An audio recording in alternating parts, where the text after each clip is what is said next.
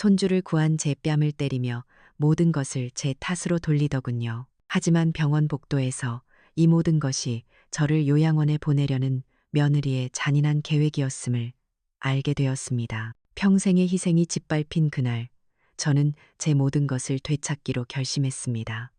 한 어머니의 마지막 싸움을 끝까지 지켜봐 주세요. 가을이 깊어지면 우리 집 마당은 온통 은행잎으로 뒤덮여요. 그 황금빛 용단을 보고 있으면 참 아름답다 싶다가도 한편으론 저걸 언제 다 치우나 한숨이 먼저 나오죠. 올해 71살, 박하은, 제 이름이에요. 이 집, 서울에서도 이제는 보기 드문이 한옥에서 남편과 함께 한평생을 살았어요. 먼저 간 그이가 남기고 간 유산이자 내 인생 그 자체인 집이죠.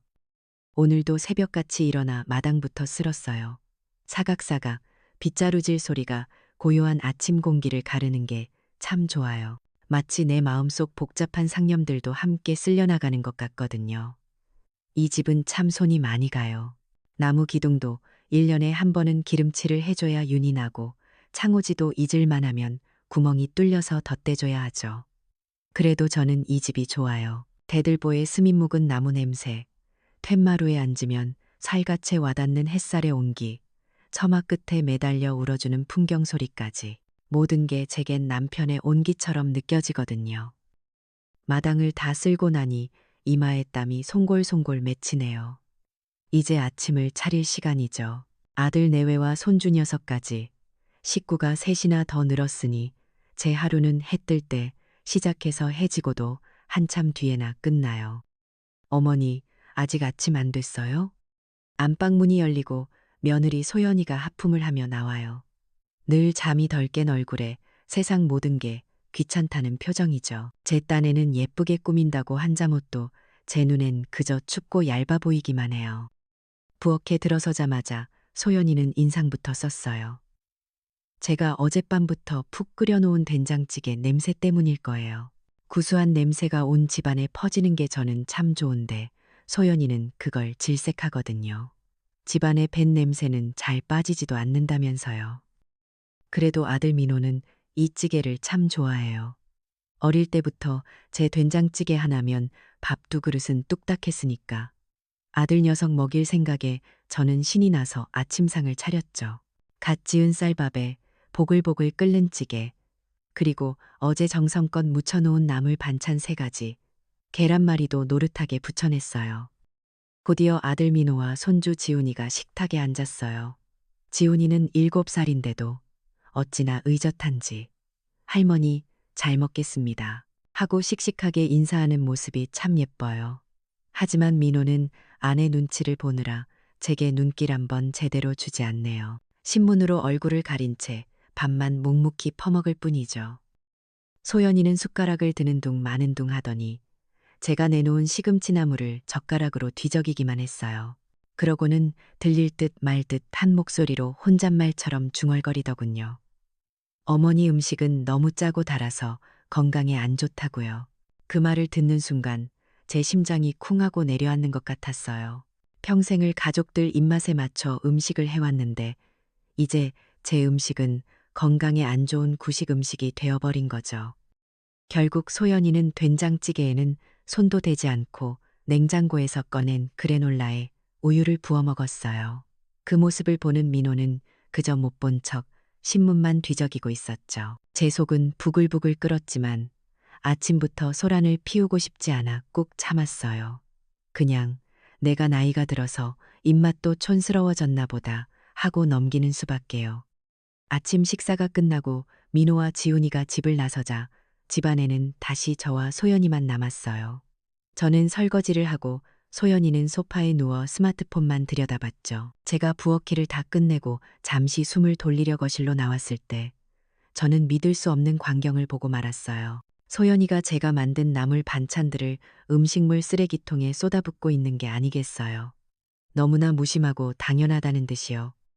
아니, 그걸 왜 버리니? 멀쩡한 음식을. 제가 놀라서 묻자 소연이는 귀찮다는 듯 저를 쳐다봤어요. 어제 만든 반찬은 신선도가 떨어져서 이제 못 먹는다고 하더군요. 그리고는 한마디 덧붙이는 걸 잊지 않았죠. 어머니, 다음부터는 그냥 사다 먹어요. 그게 훨씬 위생적이고 시간도 절약되니까요. 그 순간 제 머릿속이 하얘지는 것 같았어요. 제 평생의 정성과 시간이 며느리에게는 그저 비위생적이고 낡은 습관일 뿐이었던 거예요. 할 말을 잃고 멍하니 서 있는 제 옆을 소연이는 아무렇지 않게 지나쳐 다시 소파에 드러누웠어요. 하루 종일 마음이 무거웠어요. 그래도 저녁 시간이 되니 저는 또 부엌에 서 있더군요. 그게 엄마라는 사람의 본능인가 봐요. 자식 입에 밥 들어가는 게 내 배부른 것보다 더 중요하니까요. 저녁을 먹고 난 후 제가 유일하게 누리는 작은 행복의 시간이 찾아왔어요. 바로 7시에 하는 일일 드라마를 보는 시간이죠. 늙은이의 소일거리라고 타박할지도 모르지만 저는 그 시간이 참 소중해요. 드라마 속 인물들이 웃으면 저도 따라 웃고 울면 저도 같이 눈물 흘리면서 하루의 시름을 잊거든요. 오늘도 저는 텐마루에 앉아 텔레비전을 켰어요. 막 드라마가 시작하려는데 소연이가 거실로 나오더니 제 손에서 리모컨을 획 낚아채 갔어요. 그리고는 채널을 돌려 넷플릭스라는 걸 틀더군요. 화면에는 시끄러운 음악과 함께 알아들을 수도 없는 영어 대사가 쏟아져 나왔어요. 어머니, 이런 걸 보셔야 감각이 젊어져요. 맨날 그런 신파 드라마만 보시니까 세상 물정을 모르시는 거예요. 소연이는 비웃듯이 말하며 소파에 편하게 자리를 잡았어요. 저는 아무 말도 할 수 없었죠. 그저 제 유일한 즐거움마저 빼앗겼다는 상실감에 가슴이 먹먹해질 뿐이었어요. 민호는 그 광경을 보고도 아무 말이 없었어요. 아내가 하는 일에는 늘 그랬듯 그저 침묵으로 동조할 뿐이었죠. 결국 저는 조용히 자리에서 일어나 제 방으로 들어왔어요. 문을 닫고 나니 그제야 참았던 눈물이 핑 돌더군요. 제가 이 집에서 제 마음대로 할 수 있는 건 아무것도 없다는 생각이 들었어요. 그날 밤 소연이가 민호에게 하는 말이 제 방문 틈으로 새어 들어왔어요. 소연이는 또 그 얘기를 하고 있었죠. 이 집을 팔자는 이야기요. 자기도 알잖아. 이 집에서 얼마나 퀴퀴한 냄새가 나는지. 어머니한테서 나는 그 냄새 집 전체에 배었다고. 우리 지훈이 기관지에도 안 좋을 거야. 제발 이 집 좀 팔고 최신 시설 갖춘 아파트로 이사 가자. 응? 저는 숨을 죽이고 귀를 기울였어요. 며느리가 말하는 그 키키한 냄새라는 게 결국 저를 두고 하는 말이라는 걸 모를 리 없었죠. 제 존재 자체가 이 집을 낮고 냄새나는 공간으로 만드는 원흉이라는 뜻이었어요. 가슴의 비수가 날아와 밝히는 것 같았어요. 민호는 잠시 침묵하더니 기어들어가는 목소리로 대답하더군요. 어머니께서 이 집을 얼마나 소중하게 생각하시는지 알지 않냐고요. 그러자 소연이의 목소리가 한층 더 날카로워졌어요. 그럼 어쩌라고? 저 냄새나는 늙은이 때문에 우리 세 식구가 평생 이 구닥다리 집에서 살아야 한다는 거야? 당신 정말 답답하다. 어머니 설득할 생각도 안 하고 맨날 저렇게 내버려 두니까 어머니가 저렇게 고집만 세지는 거라고. 그 뒤로도 한참이나 두 사람의 실랑이가 이어졌어요. 저는 이불을 머리끝까지 뒤집어 쓴 채 두 귀를 막아버렸죠. 더 이상 듣고 싶지 않았어요. 이 집은, 이 집은 남편과 나의 피와 땀이 서린 곳이에요. 민호를 낳고 키우고 우리의 모든 추억이 기둥 하나, 석가래 하나에 다 새겨져 있는데 이제 저는 이 집에서 그저 냄새나는 늙은이, 하루빨리 처분해야 할 짐, 덩어리가 되어버린 거예요. 모두가 잠든 깊은 밤, 저는 조용히 자리에서 일어나 앉았어요. 그리고 방 한쪽에 놓인 낡은 자개장 서랍을 열었죠. 그 안에는 제 젊은 시절부터 써온 낡은 일기장이 들어있어요. 남편이 선물해준 이제는 종이도 누렇게 바래버린 일기장이죠. 저는 그날 있었던 일들을 한자 한자 담담하게 적어 내려갔어요. 며느리가 내 반찬을 버렸던 일, 아들이 아내의 편을 들며 나를 외면했던 눈빛, 내게서 리모컨을 빼앗아 가던 차가운 손길, 그리고 나에게서 퀴퀴한 냄새가 난다고 했던 그 잔인한 말까지 눈물이 나지는 않았어요. 그저 마음 한구석이 얼음장처럼 차갑게 식어가는 게 느껴질 뿐이었죠. 이것은 단순한 기록이 아니었어요. 잊지 않기 위한 다짐이었죠. 오늘 내가 받은 이 상처와 굴욕을, 그리고 저들의 진짜 얼굴을, 언젠가 내가 나 자신을 지켜야 할 때가 온다면 이 모든 기억이 나의 가장 날카로운 무기가 될지도 모르니까요. 일기장을 덮으며 저는 생각했어요. 괜찮다. 아직은 괜찮다. 나는 아직 무너지지 않았으니까. 일기장에 지난밤의 일을 적고 나니 이상하게도 마음이 차분해지더군요. 눈물은 나오지 않았어요. 그저 텅 빈 것 같은 마음 한구석에 아주 작고 단단한 무언가가 생겨나는 느낌이었죠. 그렇게 며칠이 흘렀어요. 겉으로는 아무 일도 없는 듯 저는 여전히 새벽에 일어나 밥을 하고 마당을 쓸고 조용히 제 그림자처럼 집안을 맴돌았죠. 하지만 제 안에서는 무언가 분명히 달라지고 있었어요. 가을이 더 깊어지니 김장철이 다가왔어요. 저에게 김장은 한 해의 가장 중요한 연례 행사 같은 거예요. 남편이 살아있을 때 우리는 마당에 커다란 비닐을 깔고 동네 사람들과 함께 수백 포기 김치를 담그곤 했죠. 힘들어도 웃음소리가 끊이지 않았고 갓 담근 김치에 수육 한 점 싸서 서로의 입에 넣어주던 그 따스한 정이 아직도 생생해요. 그 김치 하나면 1년 내내 밥상이 든든했거든요. 제 자부심이었죠. 올해도 저는 솜씨를 발휘해 볼 생각에 벌써부터 마음이 설렜어요. 좋은 배추를 고르고 최상급 고춧가루와 젓갈도 미리 장만해뒀죠. 그런데 제 그런 마음을 아는지 모르는지 며느리 소연이는 찬물을 끼얹더군요. 식탁에서 김장 얘기를 꺼내자마자 요즘 누가 집에서 김치를 담그냐며 인터넷으로 주문하면 훨씬 맛있고 깔끔한 김치가 문 앞까지 배달된다고 했어요. 그 말에 아들 민호도 맞장구를 쳤죠. 어머니, 이제 힘드시니 그런 힘든 일은 하지 마시라고요. 그 말이 저를 위하는 게 아니라는 걸 알기에 가슴이 아팠어요. 그저 김장하는 동안 집안이 어수선해지고 냄새나는 게 싫다는 뜻이었겠죠. 결국 올해는 저 혼자 조촐하게 김장을 담그기로 했어요. 그래도 이웃집 순이 엄마가 자기 집 김장할 때 같이 하자며 저를 불러주어 얼마나 고마웠는지 몰라요. 며칠 동안 순이 엄마네 집에 가서 함께 배추를 절이고 양념을 버무리며 오랜만에 실컷 웃고 떠들었죠. 남의 집 일인데도 제 일처럼 신이 났어요. 역시 사람은 이렇게 서로 부대끼며 정을 나누고 살아야 하는구나 싶었죠. 하지만 그렇게 잠시 얻은 위안은 우리 집 대문을 들어서는 순간 차가운 현실 앞에서 산산조각이 났어요. 집안은 며칠 동안 제가 없었는데도 여전히 냉랭한 공기만 감돌았고 제 존재는 마치 처음부터 없었던 것처럼 느껴졌죠. 그러던 어느 날이었어요. 사건은 정말 예기치 않게 터졌죠. 그날따라 소연이는 아침부터 기분이 무척 좋아 보였어요. 알고 보니 자기가 몇 달 동안 눈독 들여온 명품 스피커 세트를 드디어 구매했다는군요. 저녁 무렵 집 앞으로 커다란 택배 상자가 배달되었어요. 그런데 하필이면 그때 갑자기 가을비가 세차게 쏟아지기 시작했죠. 저는 툇마루에 앉아 걱정스럽게 밖을 내다봤어요. 소연이는 친구와 통화하느라 비 오는 것도 모르는 것 같았고요. 이러다간 상자가 다 젖겠다 싶어 저는 무거운 몸을 이끌고 마당으로 나갔어요. 늙어서 힘은 없었지만 혹여나 며느리가 아끼는 물건이 망가질까봐 낑낑대며 상자를 집 안으로 끌어다 놓았죠. 어머니, 지금 뭐 하시는 거예요? 전화 통화를 끊은 소연이가 그 광경을 보고는 기겁하며 달려왔어요. 고맙다는 말 대신 짜증 섞인 타박이 먼저 날아왔죠. 이렇게 비싼 물건을 함부로 만지면 어떡하냐고요.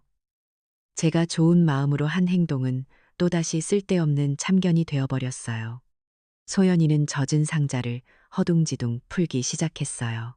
그리고는 아직 스피커 표면의 물기가 채 마르지도 않았는데 성급하게 전원 코드를 콘센트에 꽂더군요. 제가 위험하다고 말릴 새도 없었어요. 바로 그때 소연이의 스마트폰이 요란하게 울렸어요.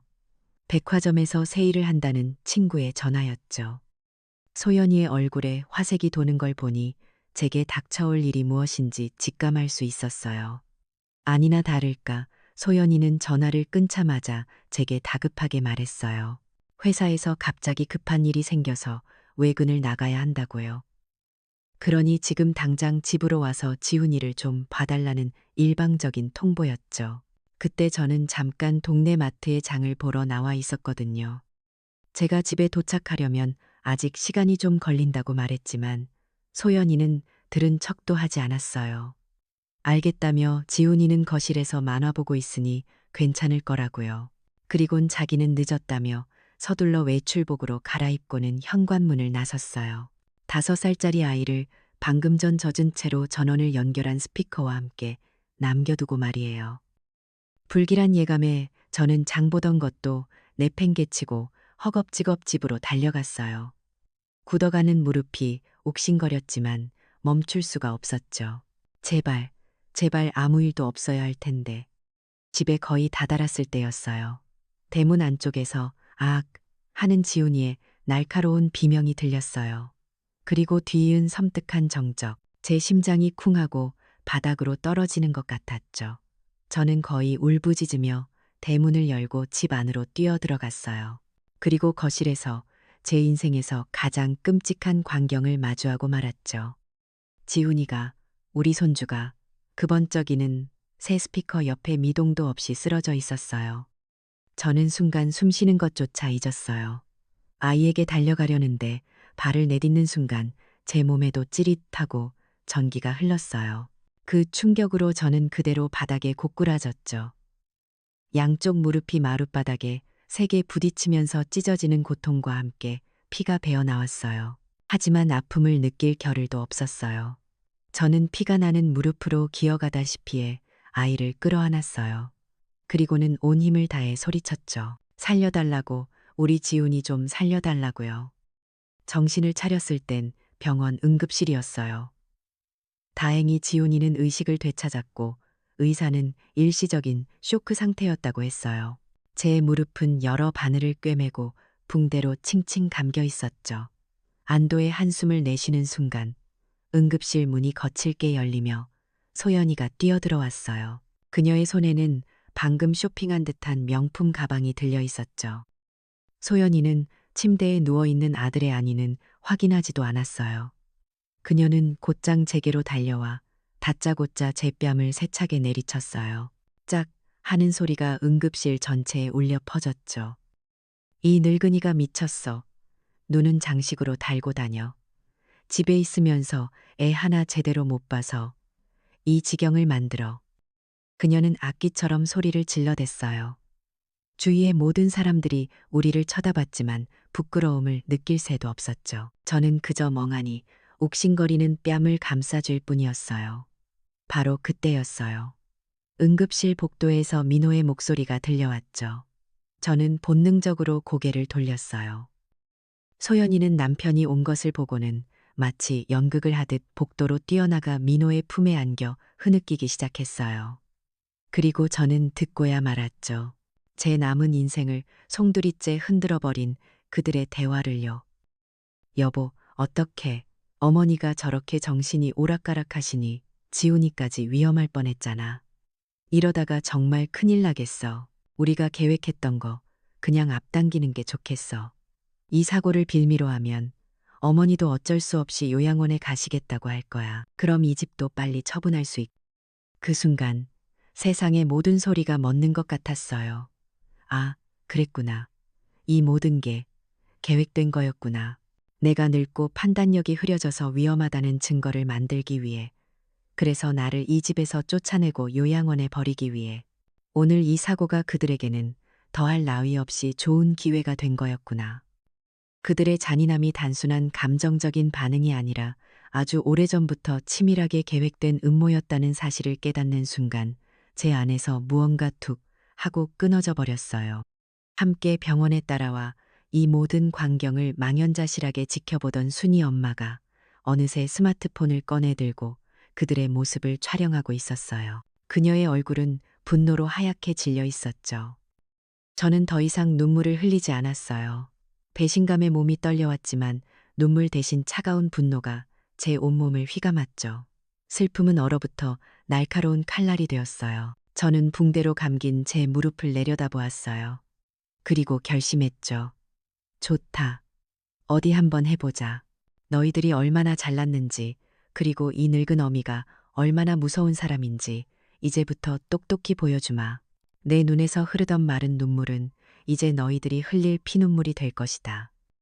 병원에서 퇴원하던 날 아들 내외는 뭐가 그리 살가운지 제 옆에 딱 붙어서는 부축을 해주더군요. 소연이는 마치 효부라도 된 것처럼 제 팔짱을 끼고는 어머니 이제 저희가 더 잘 모실게요. 걱정 마세요. 하고 속삭였어요. 그 가증스러운 연기를 보고 있자니 헛웃음이 나올 뻔했지만 저는 그저 힘없이 고개만 끄덕였죠. 제 속에서 어떤 불길이 타오르고 있는지 저들은 까맣게 모르고 있었으니까요. 집으로 돌아온 저는 며칠 동안 알아누웠어요. 무릎의 통증 때문이기도 했지만 사실은 시간이 필요했거든요. 앞으로의 일을 차분히 생각하고 제 마음을 다잡을 시간이요. 아들 내외는 이제 제 눈치도 보지 않고 대놓고 요양원 안내 책자를 거실 식탁 위에 올려두기 시작했어요. 공기 좋고 시설 좋은 곳이라며 어머니를 위한 최선의 선택이라고 자기들끼리 떠들어댔죠. 저는 못 듣는 척, 못 보는 척, 그저 죽은 듯이 제 방에 누워만 있었어요. 그렇게 눈을 감고 누워 있으면 현실의 시간은 흐릿해지고 자꾸만 과거의 기억들이 파도처럼 밀려왔어요. 특히 먼저 간 남편 생각이 간절했죠. 저희는 정말 아무것도 없이 시작했어요. 신혼살림을 남의 집 단칸방에서 시작했으니까요. 남편은 시장에서, 저는 공장에서 밤낮 없이 일했죠. 기름때 묻은 작업복과 땀 냄새가 서로에게 유일한 향수였던 시절이었어요. 그렇게 몇 년을 꼬박 모은 돈으로 시장 한 구석에 작은 국밥집을 차렸어요. 그게 우리 인생의 전환점이었죠. 남편은 사람 보는 눈이 있었고 저는 음식 솜씨가 있었어요. 제 국밥이 맛있다고 입소문이 나면서 가게는 금세 손님들로 문전성시를 이뤘죠. 하루 종일 뜨거운 불 앞에서 땀을 뻘뻘 흘리면서도 저희는 행복했어요. 그날 번 돈을 낡은 주파날로 튕기며 함께 웃던 밤들이 아직도 눈에 선해요. 그렇게 악착같이 돈을 모아 처음으로 우리 이름으로 된 땅을 샀을 때 남편과 부둥켜 안고 얼마나 울었는지 몰라요. 그리고 그 땅 위에 평생의 꿈이었던 이 한옥을 지었죠. 대들보를 올리던 날 남편은 제 손을 잡고 말했어요. 여보, 이제 우리는 이 집의 주인이요. 누구도 우리를 함부로 내쫓지 못할 거요. 남편은 사업에도 수완이 있었지만 미래를 보는 눈도 있는 사람이었어요. 가게가 좀 안정되고 돈의 여유가 생기기 시작했을 때 그는 뜬금없이 주식을 사야 한다고 했어요. 그때만 해도 주식은 도박 같은 거라고 다들 말렸는데도 남편은 삼성전자라는 회사의 주식을 꾸준히 사모았죠. 앞으로는 이런 기술을 가진 회사가 세상을 이끌 거라면서요. 시간이 흘러 민호가 태어나고 저희는 남부럽지 않게 살게 되었어요. 하지만 남편은 늘 제게 강조했죠. 재산은 버는 것보다 지키는 게 더 중요하다고. 그리고 그 사람은 제 아들 민호의 성정을 일찌감치 꿰뚫어 보고 있었나 봐요. 마음이 여리고 귀가 얇아서 나쁜 사람에게 쉽게 휘둘릴 수 있는 아이라는 걸요. 남편이 병으로 세상을 떠나기 며칠 전이었어요. 그는 제 손을 잡고 간절하게 유언을 남겼죠. 여보, 내가 가더라도 당신은 꿋꿋하게 살아야 하오. 그리고 이거 하나만 약속해 주시오. 내가 평생 모은 이 모든 것들, 저 녀석들보다 당신 자신을 지키는데 먼저 쓰시오. 그래서 내가 이 집도 우리가 가진 모든 재산도 전부 당신 이름으로 해두었소. 아들 녀석한테 미리 증여해 주지 마시오. 늙어서 자식한테 손 벌리는 것만큼 서러운 건 없으니까. 당신은 나보다 훨씬 현명하고 강한 사람이니 잘 해낼 거라고 믿소. 그때는 그저 남편의 마지막 당부가 슬퍼서 펑펑 울기만 했는데 이제와 생각해보니 그는 먼 미래를 내다보고 저에게 마지막 갑옷을 입혀주고 떠난 거였어요. 그동안 저는 그 갑옷을 자개장 깊숙한 곳에 넣어두고는 까맣게 잊고 살았던 거죠. 자식들을 위해 헌신하고 희생하는 게 어머니의 도리라고만 생각하면서요. 얼마나 어리석었던 건지. 며칠 후 저는 몸이 좀 괜찮아졌다는 핑계로 외출 준비를 했어요. 소연이는 제가 어딜 가는지 묻지도 않았죠. 그저 빨리 요양원에나 들어갔으면 하는 눈치였어요. 저는 옷장 가장 깊숙한 곳에서 남편이 남겨준 낡은 서류 가방을 꺼내 들었어요. 꽤 묵직했죠. 제가 찾아간 곳은 동네 상가 2층에 있는 낡고 작은 법률 사무소였어요. 문을 열고 들어서자 안경 너머로 저를 본 변호사가 깜짝 놀라며 자리에서 일어나더군요. 아니, 어머님, 여기까지 어쩐 일이세요? 무릎은 괜찮으시고요? 최 변호사였어요. 제가 이 동네에 처음 이사 왔을 때 고등학생이었던 녀석이죠. 아버지가 일찍 돌아가시고 홀어머니 밑에서 어렵게 공부했는데 제가 그 어머니와 친하게 지내면서 반찬도 나눠주고 명절이면 따로 불러 밥도 챙겨 먹이곤 했거든요. 그때의 인연으로 이 녀석은 지금도 저를 친어머니처럼 따랐죠. 저는 말없이 최 변호사 앞에 앉아 낡은 서류 가방을 열었어요. 그리고 그 안에 서류들을 하나씩 천천히 책상 위에 올려놓았죠. 가장 먼저 이한옥의 등기부 등본. 소유주 칸에는 제 이름 박하은 석자가 선명하게 적혀 있었어요. 다음은 수십 년 전부터 남편과 제가 꾸준히 사모은 주식 증서들이었죠. 대부분이 삼성전자 주식이었어요. 다음은 수십 년 전부터 이런 책의 삼성전자 주식이었어요. 남편과 제가 꾸준히 사모은, 그리고 마지막으로 남편이 제 앞으로 남겨둔 거액의 생명보험 증서까지. 최 변호사는 서류들을 하나씩 확인하더니 믿을 수 없다는 표정으로 저를 바라봤어요. 어머님, 이게 다 어머님 재산이었습니까? 저는 당연히 아드님 명의로 되어 있을 거라고 생각했는데 그의 눈에는 존경심이 가득했어요. 저는 그제야 참았던 숨을 내쉬며 병원에서 있었던 일부터 시작해서 그동안 아들 내외에게 당했던 모든 서름을 털어놓았어요. 제 이야기를 듣는 내내 최 변호사의 얼굴은 분노로 굳어졌죠. 어떻게 부모님께 그럴 수가 있습니까? 그는 제 일처럼 분개하며 주먹으로 책상을 내리쳤어요. 그리고는 제 손을 꼭 잡더군요. 이제 감정적으로 대응할 시간이 아니라고요. 가장 완벽하고 합법적인 방법으로 제 권리를 되찾고 저들을 심판해야 한다고 했어요. 그의 눈빛은 차갑고 이성적이었지만 그 안에는 저를 향한 뜨거운 의리가 담겨 있었죠. 그날 우리는 앞으로의 계획을 치밀하게 세우기 시작했어요. 제 모든 자산을 법적으로 완벽하게 보호하는 절차부터 밟았죠. 저들의 계획을 역이용해서 그들이 스스로 무덤을 파게 만들 전략도 세웠어요. 제 지혜는 이제 더 이상 단순한 관찰력에 머무르지 않았어요. 최 변호사라는 든든한 조력자를 통해 구체적이고 강력한 전략으로 발전하고 있었죠. 법률사무소를 나설 때 이미 바깥은 어둑어둑해져 있었어요. 하지만 제 마음은 그 어느 때보다 환하게 밝아진 기분이었죠. 상가 계단을 내려오는 제 발걸음은 더 이상 희생자의 그것이 아니었어요. 굽었던 허리는 꼿꼿하게 펴졌고 늘 불안하게 흔들리던 눈빛에는 차분한 확신이 서려 있었죠. 저는 제 힘을 되찾았어요. 남편이 제게 남겨준, 그리고 제 스스로가 평생을 바쳐 일궈온 그 힘을요. 이제 무엇을 해야 할지, 어떻게 싸워야 할지 정확히 알게 된 거예요. 집으로 돌아가는 길, 저는 차가운 밤 공기를 깊게 들이마셨어요.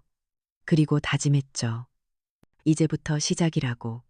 이것은 나의 존엄을 되찾기 위한 내 인생의 마지막 전쟁이 될 거라고요. 그날 이후 저는 완벽한 연기자가 되기로 마음먹었어요. 최 변호사를 만나고 돌아온 저는 마치 아무 일도 없었다는 듯 예전의 그 힘없고 순종적인 늙은 어머니로 돌아갔죠. 아침이면 말없이 식사를 차리고 저녁이면 조용히 방으로 물러나 텔레비전을 보는 집안의 배경 같은 존재로요. 아니, 어쩌면 예전보다 더 순종적인 모습이었을지도 몰라요. 며느리 소연이가 보란 듯이 식탁 위에 늘어놓는 화려한 요양원 안내 책자들을 저는 군말 없이 받아들고 읽어보는 척했으니까요. 심지어 어느 날은 소연이가 가져온 책자 하나를 손가락으로 가리키며 여기는 정원이 참 예쁘네요 하고 무미건조하게 말하기도 했어요. 제 그런 모습을 본 소연이의 얼굴에 스쳐 지나가던 그 만족스러운 미소를 저는 똑똑히 보았죠. 저들이 보기에 저는 이제 모든 것을 체념하고 자신들의 처분만 기다리는 가엾은 노인일 뿐이었을 거예요. 하지만 그 고요한 수면 아래에서는 누구도 상상하지 못할 거대한 폭풍이 소용돌이치고 있었어요. 저는 낮에는 순한 양처럼 행동했지만 밤이 되면 제 방에서 최 변호사와 몰래 통화하며 모든 계획을 차근차근 진행했죠. 최 변호사는 이미 제 한옥을 인수할 매수자를 몇몇 물색해 두었고, 저는 그가 보내주는 서류들을 밤마다 이불 속에서 작은 손전등 불빛에 의지해 꼼꼼히 검토했어요. 모든 것은 완벽하게 그리고 조용하게 진행되고 있었죠. 저는 그저 때를 기다리고 있었어요. 가장 완벽한 때를요. 그리고 그때는 제가 생각했던 것보다 훨씬 빨리 찾아왔어요. 제가 아니라 저들 스스로가 불러온 재앙이었죠. 병원에서 저와 함께 모든 것을 지켜봤던 이웃, 순이 엄마를 기억하시나요? 그분은 그날 이후로 분을 사귀지 못했어요. 며칠을 끙끙 앓던 그분은 결국 자기가 찍은 동영상을 인터넷에 올리기로 결심했다고 해요. 맘카페라고 엄마들이 모여서 온갖 정보를 나누는 그런 커뮤니티가 있나 봐요. 순이 엄마는 그곳의 아픈 손주 앞에서 시어머니 폭행하고 요양원 보낼 궁리하는 아들 내외 제발 좀 봐주세요라는 제목으로 그날의 영상을 올렸어요. 그 파급력이 그렇게 어마어마할 줄은 저도 몰랐어요. 최 변호사가 태블릿 PC로 보여준 세상은 제가 알던 것과는 전혀 달랐죠. 영상은 순식간에 수백 개의 다른 사이트로 퍼져나갔고 그야말로 불이 붙었어요. 사람들은 분노했죠. 어떻게 자식을 구해준 어머니에게 그럴 수 있냐고요. 곧이어 네티즌 수사대라는 사람들이 아들 민호와 며느리, 소연이의 이름, 얼굴 사진, 그리고 직장까지 전부 알아내 인터넷에 공개해버렸어요. 저는 그저 멀리서 지켜보기만 했어요. 제가 직접 한 일은 아무것도 없었죠. 하지만 수십 년간 쌓인 저들의 업보가 이제야 여론이라는 무서운 파도가 되어 그들을 덮치고 있는 것만 같았어요. 민호의 회사는 그야말로 발칵 뒤집혔다고 해요. 회사 홈페이지와 고객센터에는 민호를 해고하라는 항의가 빗발쳤고 회사의 이미지는 바닥으로 곤두박질 쳤죠. 명품 매장에서 일하던 소연이의 사정은 더 심각했어요. 손님들이 매장으로 찾아와 소연이에게 손가락질을 하고 인터넷에는 불매 운동까지 벌어졌으니까요. 집안의 분위기는 그야말로 살얼음판이었어요. 매일같이 회사에서 힐난받고 돌아온 민호와 소연이는 서로를 붙잡고 으르렁거리기 바빴죠. 그러던 어느 날 밤 그들의 분노는 마침내 제게로 향했어요. 두 사람은 제 방문을 거칠게 열고 들어와 저를 몰아세웠어요. 이 모든 게 제가 꾸민 짓이라고요. 제가 인터넷에 영상을 올리고 사람들을 선동해서 자기들 인생을 망쳐놓았다고 악을 썼죠. 심지어 제가 치매에 걸려 헛소리를 하고 다닌다는 말까지 퍼뜨리며 자신들이야말로 피해자라고 주장했어요. 저는 그들의 발악을 그저 조용히 듣고만 있었어요. 모든 것을 잃어버린 짐승들의 마지막 울부짖음처럼 들렸거든요. 한참을 소리 지르던 그들이 숨을 헐떡이며 저를 노려볼 때 저는 마지막 자비를 베풀기로 마음먹었어요. 어미로서 그들에게 주는 마지막 기회였죠. 저는 자리에서 일어나 그들 앞에 섰어요. 그리고 아주 차분한 목소리로 말했죠. 지금 이 자리에서 너희들이 내게 한 모든 잘못을 인정하고 무릎 꿇고 진심으로 사과한다면 어쩌면 이 모든 것을 되돌릴 방법이 있을지도 모른다. 제 말에 두 사람은 잠시 멈칫하더군요. 하지만 그것도 잠시 소연이가 코웃음을 치며 비웃었어요. 이제 와서 뭘 어쩌시려고요, 어머니. 다 늙어서 돈 한 푼 없는 주제에 민호 역시 마찬가지였죠. 어머니가 지금 제정신이 아니시라며 어서 방에 들어가 주무시기나 하라고 소리쳤어요. 그 순간 제 마음속에 남아있던 아주 작은 연민의 불씨마저 완전히 꺼져버렸어요. 그래, 이것이 너희들의 본 모습이구나. 너희는 반성할 기회조차 스스로 걷어차 버린 거야. 다음 날 저는 최 변호사에게 연락해 집 매각 계약을 최종적으로 진행해 달라고 했어요. 모든 것은 일사천리로 진행되었죠. 그리고 마침내 계약서에 제 도장을 찍는 날이 왔어요. 그날은 이상하게도 하늘이 참 맑았어요. 아들 내외는 출근한 척 집을 나섰고 집에는 저 혼자만 남았죠. 저는 제 방으로 들어가 옷장 깊숙한 곳에 넣어두었던 작은 보따리 하나를 꺼냈어요. 그 안에는 제 낡은 일기장과 남편의 빛바랜 사진, 그리고 제가 아끼던 몇 가지 물건들만 들어 있었죠. 제 인생의 전부였지만 이제는 이 작은 보따리 하나면 충분했어요.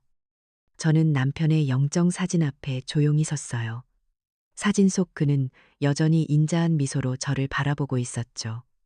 저는 사진을 부드럽게 쓰다듬으며 속삭였어요. 여보, 이제야 당신이 제게 남긴 마지막 유언을 지킬 때가 된 것 같아요. 당신이 제게 주신 갑옷을 이제 제가 입을 시간이요. 부디 하늘에서 저를 지켜봐 주세요. 제 마음은 폭풍이 몰아치기 직전의 바다처럼 이상하리만치 고요했어요. 모든 준비는 끝났어요. 이제 남은 것은 저들이 스스로 불러온 거대한 폭풍 속으로 걸어 들어가는 일뿐이었죠. 그들이 집으로 돌아온 것은 해가 저물고 어둠이 짙게 깔린 저녁이었어요. 저는 그때 거실 소파에 조용히 앉아 끓인 찻잔을 들고 있었죠. 그날따라 집안은 유난히 고요했고 제 마음도 그랬어요. 모든 준비를 마친 자의 평온함이었을까요? 현관문이 거칠게 열리는 소리와 함께 민호와 소연이가 비틀거리며 들어왔어요. 두 사람의 행색은 말이 아니었죠. 민호는 회사에서 권고사직을 당했고 소연이는 직장에서 해고되었다는 소식을 이미 최 변호사를 통해 전해 들은 후였어요. 며칠 사이에 그들의 얼굴은 헬쑥해졌고 한때는 명품으로 휘감았던 몸은 초라하기 짝이 없었죠. 그들은 사회적으로 완전히 고립되었고 믿었던 돈줄마저 막히자 마지막 지푸라기라도 잡는 심정으로 제게 온 것이겠죠. 하지만 그들의 눈에는 반성이나 뉘우침 따위는 보이지 않았어요. 오직 도끼와 원망, 그리고 탐욕만이 이글거리고 있었죠. 어머니, 저희 이렇게는 못 살아요. 소연이가 먼저 제 앞에 무릎을 꿇었어요. 하지만 그건 용서를 구하는 자세가 아니었죠. 무릎은 꿇었을지언정 삿대질을 하는 손끝은 조금도 누그러지지 않았으니까요. 어머니가 가진 재산, 그거 원래 아버지 재산이잖아요. 아버지가 저희한테 물려주셨어야 할 돈이라고요. 저희가 지금 이렇게 된 거 다 어머니 때문이니까 책임지세요. 기가 막혀서 말이 나오지 않았어요. 민호 역시 마찬가지였죠.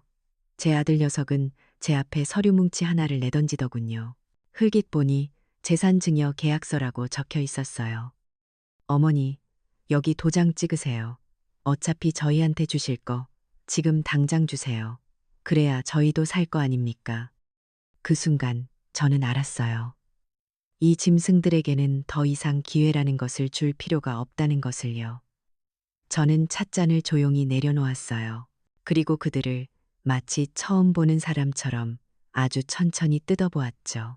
한때는 제 목숨보다 소중했던 아들의 얼굴과 그래도 한 가족이라고 정을 붙여보려 했던 며느리의 얼굴을요. 제가 아무 말 없이 바라만 보자 소연이가 참지 못하고 자리에서 일어나 제게 달려들려 했어요. 제 어깨를 잡고 흔들며 당장 도장을 찍으라고 악을 쓰는 순간이었죠.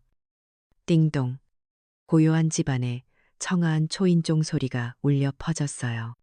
그 소리는 마치 연극의 시작을 알리는 종소리처럼 들렸죠. 소연이의 움직임이 멈칫했고 민호는 당황한 얼굴로 현관 쪽을 쳐다봤어요. 저는 그들을 향해 제 평생 가장 차갑고 고요한 목소리로 말했어요. 가서 문 열어보거라. 너희들이 기다리던 손님들일 게다. 민호가 마지못해 현관문을 열었을 때 그곳에는 최 변호사와 점잖게 차려입은 중년 부부가 서 있었어요. 최 변호사는 민호와 소연이를 가볍게 훑어본 후 곧장 거실로 들어와 제게 정중하게 고개를 숙였죠. 그리고는 품에서 잘 정리된 서류 한 뭉치를 꺼내 들었어요. 두 분께 법적으로 고지할 내용이 있어 찾아왔습니다. 최 변호사의 목소리는 얼음장처럼 차갑고 단호했어요. 그는 서류의 첫 장을 펼쳐 보이며 제 인생에서 가장 통쾌한 선고를 내리기 시작했죠. 이 집은 지난달 여기 계신 새로운 소유주 부부께 합법적으로 매각되었습니다. 그 말이 떨어지는 순간 거실의 공기가 그대로 얼어붙는 것 같았어요. 소연이는 무슨 소리를 하는 거냐며 날카롭게 소리쳤고 민호는 멍한 얼굴로 저와 최 변호사를 번갈아 쳐다볼 뿐이었죠. 최 변호사는 아랑곳하지 않고 말을 이었어요. 애초에 이 한옥은 건축 당시부터 지금까지 박하은 여사님의 단독 소유 부동산이었습니다. 두 분은 박하은 여사님의 허락하에 거주하고 있었을 뿐 이 집에 대한 아무런 법적 권리가 없습니다. 완전한 권력의 역전. 그들이 평생 아버지의 집이라고 믿었던, 그래서 당연히 자신들의 것이 될 거라고 여겼던 이 모든 것의 진짜 주인이 바로 나였다는 진실. 그 진실이 거대한 망치가 되어 저들의 오만한 세상을 산산조각 내는 순간이었어요. 거짓말, 거짓말이야. 이 집이 어떻게 당신 거야. 이건 우리 아버님 집이라고. 소연이는 현실을 부정하며 미친 사람처럼 발악했어요. 최 변호사에게 달려들어 서류를 빼앗으려 했지만 함께 온 새로운 집주인 남자가 조용히 그녀의 앞을 막아섰죠. 법의 힘과 새로운 권력 앞에서 그녀의 발악은 그저 공허한 몸부림일 뿐이었어요. 민호는 그 자리에 풀썩 주저앉았어요. 녀석의 눈은 초점을 잃고 허공을 헤매고 있었죠. 평생을 의지해왔던 세계가 한순간에 무너져 내린 사람의 얼굴이었어요. 저는 소파에 위엄있게 앉아 그 모든 광경을 조용히 지켜보았어요. 소리치지도 분노하지도 않았죠. 제 침묵이 그 어떤 욕설보다 더 강력한 심판이었으니까요. 한참의 소란이 휩쓸고 지나간 후 저는 자리에서 천천히 일어났어요. 그리고 무너져 내린 제 아들과 며느리 앞에 섰죠. 나는 너희에게 내 평생을 바쳤다. 하지만 너희는 내게 고통과 굴욕만을 주었지. 이 집은 돈으로 따질 수 없는 내 인생의 마지막 자존심이었다. 제 목소리는 낮고 조용했지만 거실 전체를 압도했어요. 이제 너희는 너희들의 힘으로 살아남는 법을 배워야 할 것이다. 내가 너희에게 주는 마지막 가르침이다. 그때였어요. 소란을 듣고 달려온 이웃집 순이 엄마와 동네 사람들이 열린 대문 너머로 이 모든 광경을 지켜보고 있었어요. 그들의 눈에는 경악과 동정, 그리고 일말의 통쾌함이 뒤섞여 있었죠. 아들과 며느리의 체면은 동네 사람들 앞에서 그야말로 가루가 되어 땅에 떨어졌어요. 반대로 평생을 조용히 살아온 늙은 과부였던 저의 권위는 그 순간 하늘 높이 치솟았죠. 이것이 바로 완벽한 체면의 역전이었어요. 제가 바라던 가장 정의로운 방식의 복수였죠. 제 수십 년의 서름과 눈물이 마침내 통쾌한 카타르시스로 되돌아오는 순간이었습니다. 그날 이후 저는 서울을 떠났어요. 남편의 뼈가루를 뿌렸던 동해의 작은 바닷가 마을에 아담한 아파트 한 채를 얻었죠. 한옥에 비하면 아주 작고 소박한 공간이었지만 그곳이야말로 제 인생에서 처음으로 얻은 온전한 저만의 성이었어요. 계절이 두 번쯤 바뀌었을까요? 6개월이라는 시간 동안 제 삶은 아주 많이 변했어요. 이제 저는 더 이상 새벽같이 일어나 밥을 짓지 않아도 됐죠. 아침에 눈을 뜨면 가장 먼저 저를 반기는 건 알람 소리가 아니라 창문 너머로 들려오는 잔잔한 파도 소리였어요. 어떤 날은 해변을 따라 하염없이 걷고 또 어떤 날은 동네 노인정에서 새로 사귄 친구들과 그림을 배우기도 했죠. 수십 년 만에 처음으로 저는 오롯이 저 자신을 위한 시간을 살고 있었어요. 물론 아들 내외의 소식을 완전히 끊고 살 수는 없었어요. 가끔 최 변호사나 순이 엄마를 통해 그들의 소식을 전해 들었거든요. 그들이 한옥에서 쫓겨난 후 좁은 월세방을 전전하며 닥치는 대로 허드레시를 하고 있다는 이야기. 예전의 오만함은 온데간데 없이 사라지고 하루하루 생활고에 시달리며 서로를 탓하고 싸우기 바쁘다는 이야기. 그 이야기를 들을 때면 마음 한구석이 아릿하기도 했지만 저는 애써 외면했어요. 그건 그들이 스스로 선택한 삶의 무게였으니까요. 제가 대신 져줄 수도 져줘서도 안 되는 짐이었죠. 그러던 어느 가을날이었어요. 현관 초인종이 울렸을 때 저는 왠지 모르게 그들일 거라는 예감이 들더군요. 문을 열자 문 밖에는 제 예감대로 낯설고도 익숙한 두 사람이 서 있었어요. 지난 몇 달의 고생이 고스란히 새겨진 얼굴, 비싼 옷 대신 낡고해진 옷을 입은 민호와 소연이었죠.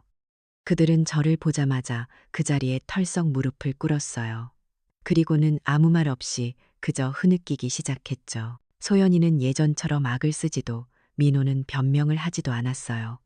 그들의 울음 속에는 지난 세월에 대한 후회와 진심 어린 참회가 담겨 있었죠. 한참을 그렇게 울던 그들이 마침내 고개를 들어 저를 보았어요. 민호가 먼저 떨리는 목소리로 입을 열었죠. 잘못했다고, 어머니, 저희가 정말 죽을 죄를 지었다고요. 소연이도 눈물로 범벅이 된 얼굴로 말했어요. 어머니가 얼마나 힘드셨을지 이제야 조금 알 것 같다고요. 용서받을 자격도 없지만 그래도 한 번만 용서해달라고 빌더군요. 저는 그들을 조용히 내려다 보았어요. 제 마음 속에서는 수만 가지 감정이 오갔죠. 통쾌함, 연민, 그리고 아주 희미하게 남은 모정까지요. 심한 가지만 다룰기 또 가면 연민 모정까지요. 하지만 저는 알고 있었어요. 지금 여기서 값싼 용서를 베푸는 것은 저들을 위해서도 저를 위해서도 결코 옳은 일이 아니라는 것을요. 저는 방으로 들어가 미리 준비해 두었던 작은 선물 상자 하나를 들고 나왔어요. 그리고 그들 앞에 내밀었죠. 이건 지훈이 것이다. 내 손주 녀석에게는 죄가 없으니. 제 말에 두 사람의 얼굴에 잠시 희망이 스치는가 싶더니 이어진 제 말에 다시 절망으로 물들었어요. 내가 너희를 용서하고 말고 할 것이 없다. 용서는 너희가 앞으로의 인생을 어떻게 사느냐에 달려 있는 것이니 너희가 흘리는 지금의 눈물이 동정심을 구하기 위한 값싼 눈물이 아니라는 것을 앞으로의 삶으로 증명해 보이거라. 저는 그들에게 마지막 기회를 주기로 했어요. 그것은 복수를 넘어선 어미로서 내리는 마지막 가르침이었죠. 1년이다. 1년 동안 너희 스스로의 힘으로 일어서서 서로를 아끼고 진정한 가족의 의미를 되찾는 모습을 보여준다면 그때 다시 나를 찾아오너라. 그럼 나도 너희를 다시 보겠다. 민호와 소연이는 제 말의 의미를 깨달은 듯 더 이상 매달리지 않았어요. 그들은 말없이 일어나 제가 건넨 손주 녀석의 선물을 받아들었죠. 그리고는 깊이, 아주 깊이 허리를 숙여 제게 마지막 인사를 하고 돌아섰어요. 그들의 뒷모습은 여전히 초라했지만 예전 같은 절망감은 느껴지지 않았어요. 대신 아주 작고 희미하지만 다시 시작해보려는 희망의 불씨가 보였죠. 파괴되었던 관계 위에서 가장 밑바닥에서부터 모든 것을 다시 쌓아 올릴 수 있는 마지막 기회. 저는 그들에게 그 기회를 준 것이었어요. 저는 현관문을 닫았어요. 철컥 하고 문이 잠기는 소리가 마치 제 길고 길었던 싸움의 끝을 알리는 것처럼 들렸죠. 그리고는 거실 창가로 다가가 하염없이 부서지는 파도를 바라보았어요. 제 얼굴에는 어느새 평온한 미소가 감돌고 있었어요. 저는 깨달았죠. 제가 얻은 진정한 평화는 복수의 성공에서 온 것이 아니라는 것을요. 그것은 제 자신의 존엄성을 되찾고 무너졌던 세상의 질서를 바로 세우는 과정 속에서 얻어진 것이었어요. 남편이 제게 남겨주고 싶었던 것도 바로 이런 삶이었을 거예요. 파도는 끊임없이 밀려왔다 부서지기를 반복하고 있었어요. 마치 우리의 인생처럼요. 앞으로 제 아들 내외가 어떤 모습으로 제 앞에 다시 나타날지는 알 수 없어요. 하지만 그것은 이제 온전히 그들의 몫이었죠. 저는 이제 저 밀려오는 파도처럼 그저 제게 주어진 오늘의 삶을 묵묵히 그리고 평화롭게 살아갈 뿐이에요. 그것이 제가 제 자신에게 주는 가장 큰 선물이자 가장 완벽한 행복이라는 것을 저는 이제 알고 있으니까요. 한평생 헌신했던 어머니의 마지막 선택은 단순한 복수가 아니었어요. 그것은 빼앗겼던 자신의 존엄성을 되찾기 위한 길고 외로운 싸움이었죠. 침묵이 동의가 아니며 선량함이 결코 나약함이 아니라는 것을 그녀는 자신의 삶으로 조용히 증명해냈거든요.